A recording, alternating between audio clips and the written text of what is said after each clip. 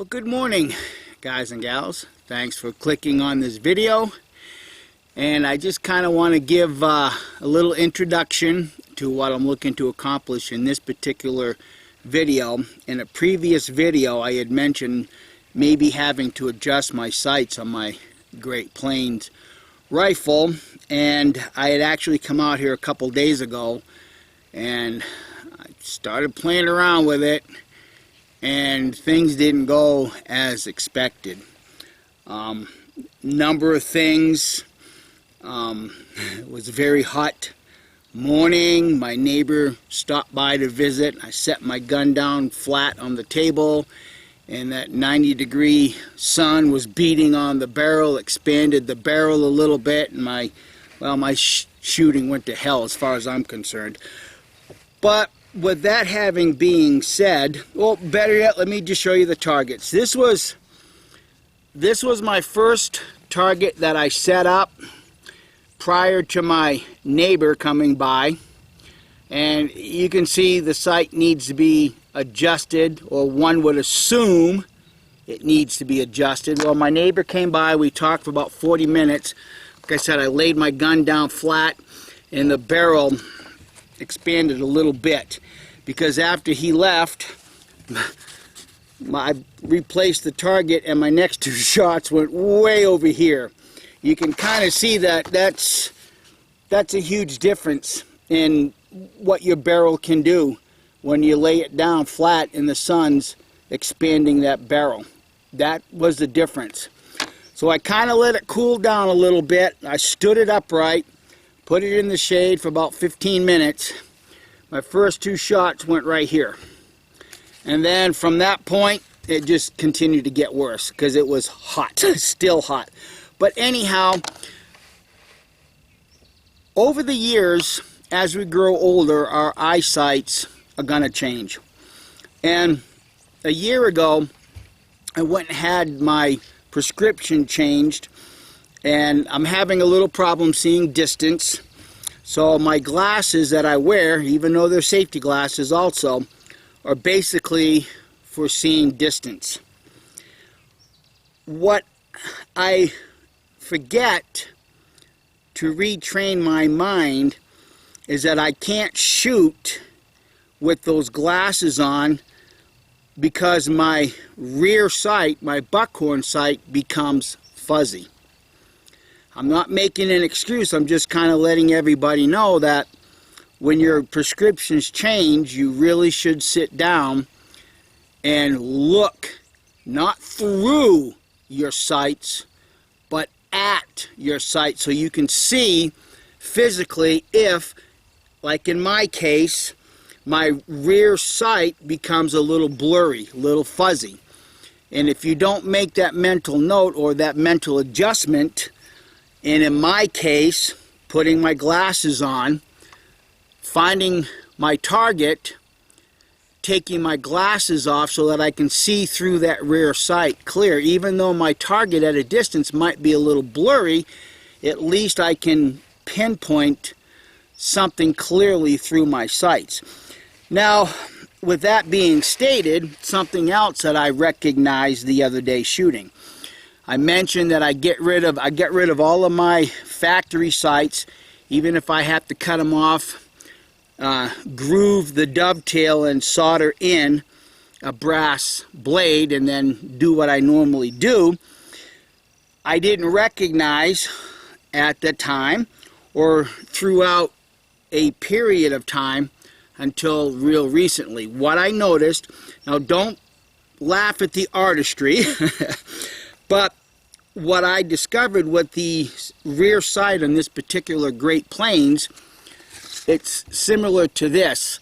Most of us know that sights come right down to a V point, and we typically put our front sight right in the center of that V. Yeah, mosquitoes out here this morning. But what I noticed when I was looking at my sights, my rear sights, and not through them, I noticed that ever so slightly there was a flat spot. And having a very thin blade, the front of the barrel, it made it all too easy to canter the rifle to one side or the other. So what I did is I got my Dremel tool out, took the rear sight off, and I put ever so slightly a notch right there so that when I look through my rear sight, I'm looking at what would typically come to a point. But I did it ever so slightly. The purpose of doing that is I went back through afterwards and put some fluorescent yellow fingernail polish. So now when I look down the barrel, I don't have to kind of guess, well, is the barrel canted this way? Am I favoring, you know, the left side of the sight, the right side? No, I have a very specific point that's identified with that fluorescent yellow fingernail polish. Just something some of you guys, you know, might want to think about. Having had taken the rear sight off the gun to do that, well, I obviously have to spend some time now making sure that everything that I just explained is going to be, you know, going to be practical and it's going to work out for me. So I'm kind of recording this right now while it's cool, being conscientious of some of my neighbors around here. I don't like typically shooting before 8:30. So I just took this time to explain this. I hope everybody will enjoy the attempt of trying to zero the rifle back in again. I do have a rendezvous coming up in a few weeks, and I'm going to bring this rifle instead of my flintlock, just simply because I just want to shoot this rifle a little bit more. So I guess I'll see you in just a few moments from your perspective. But from my perspective, it's probably going to be about another hour. So we'll catch you right there and then. Just real quick about sights, eye exams. I was also told with my last eye exams, I'm also starting to develop cataracts. So that's another reason why when you have a new prescription, you really should take some time to go through all your firearms and check the sights. That even includes firearm like this. Now I only actually shoot this once a year. Yep, and wouldn't you know, breezy. But anyhow, I'm gonna have to sit down and check the sights on this here pretty quick. All right, well, let me get loaded up. I'm going to be shooting 70 grains of GoX 3F, my homemade percussion cap. Only this time I'm going to go and shoot an 18 thousandths patch. So, here we go.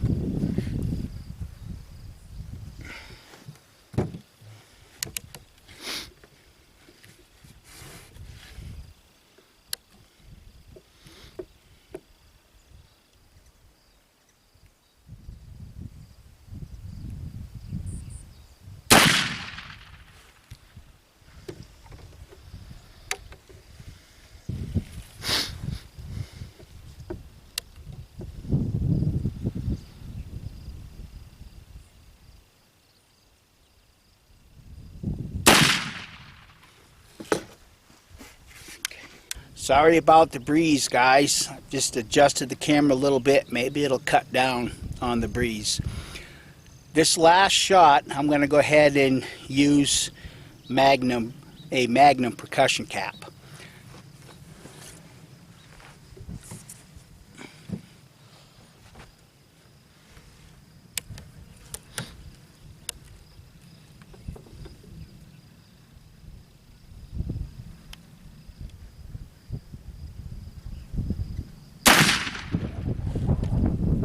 Okay, let's go see what we did. Okay, I'm going to stand right here and try to block some of the breeze from coming across the microphone. My first shot is numbered number 1, obviously, number 2, number 3. Number 1 shot is why I always take a fouling shot. Clean out any residual oil or anything like that. But as we can see, number 2, my point of aim was at the bottom of the black circle. That's where number 2 imprinted.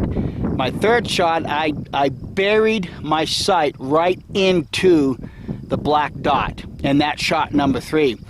I kind of think my sights are just about right where they need to be. So I'm going to go pick up the patches, and I'm going to take a couple more shots and see if my point of aim is consistent when I bury the sight in the black dot. So let me get reset up, reloaded, pick up the patches, and meet you right back here again in a moment or two. Alright, I only found 2 of the 3 patches. This is GoX, and I think you can kind of see just how clean GoX is. So I've loaded up once again with GoX. I'm going to just see if my sights are really hitting bullseye or if it was just me.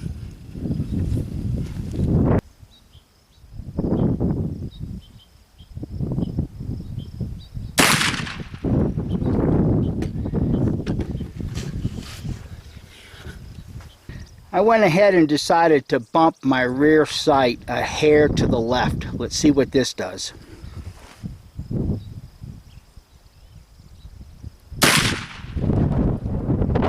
Really can't tell from here, but I think I put it in the bullseye. Let me go pick up the patches, and I'll bring the target back up here and swap them out.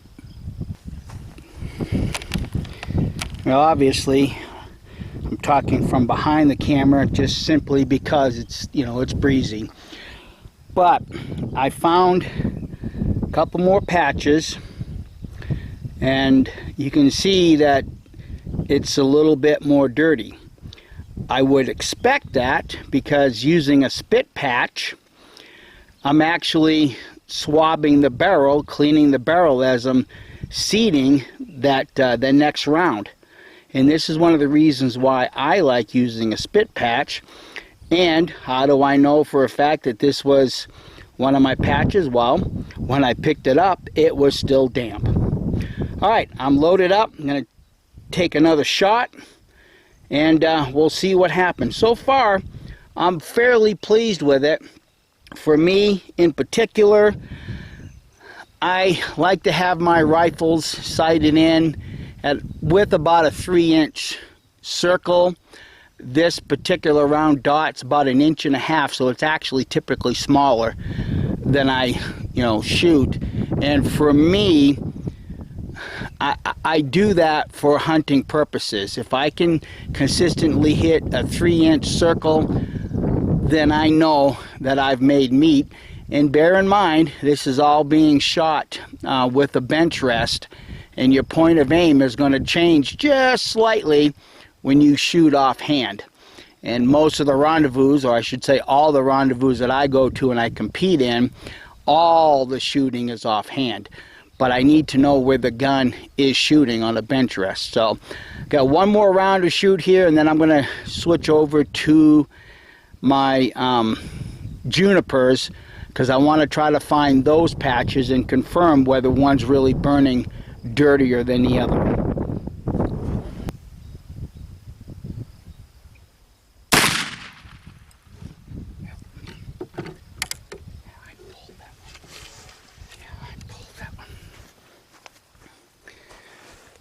I actually pulled that one. That one went high left.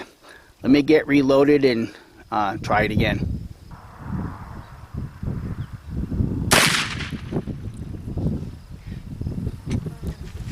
Well, as we can see, the windage is still pretty good. That's just me in the point of aim. Like I said, that first one I called it because I felt myself pull it. I'm going to load it up 1 or 2 more times with the GoX just so that I can have that level of comfort that we should all have on the shooting range. Okay, it's starting to get a little bit more breezy than I like when I'm trying to sight in a rifle. So what I'm going to do is I went ahead and loaded the rifle up with 80 grains of my alligator juniper, still using an 18 thousandths patch two things. I want to see if the point of impact is close, and number two, if I can find the patch and see if it's burnt through, like last time with the 15 thousandths patch. So here we go.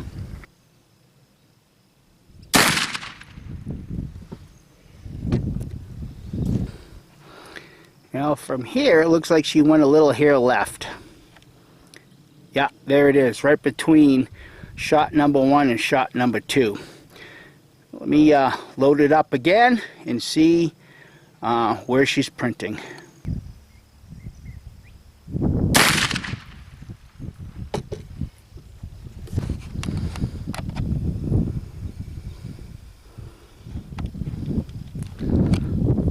Well, there's that shot. Almost touching the bullseye, but in my little world, that's well within a 3-inch circle, that circle being 1.5 inches. So I'm going to see if I can't find those two patches and see just how dirty and or if they are burnt through. Okay, there's the first patch. That's not too bad considering the shot prior was shot with Go-X. Now, I found the second patch. Yes, it's still damp. You can see how much more dirtier it is, but there is a hole burnt through right where the ring of where the ball was sitting. That only indicates to me that that alligator juniper is a very hot burning powder. Okay, I've decided to go ahead and load 80 grains of my shaggy bark juniper.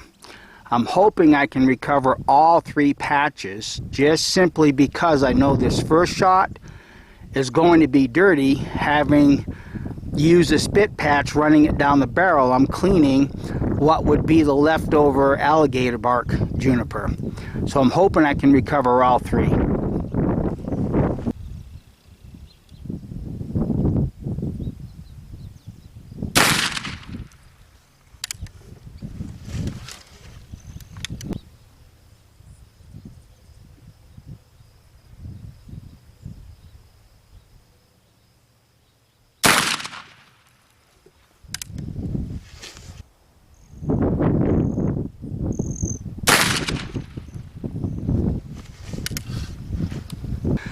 Well, from the bench, it looks like I've hit at least 2 of those round balls in the bullseye. Let me see if I can zoom in the view screen and see. Well, from here, it looks like 2 are in there, maybe all 3. So I'm going to go get a more bird's eye view of it and see if I can't find those patches. Stay tuned. Okay. Let's just get something right out of the way right now.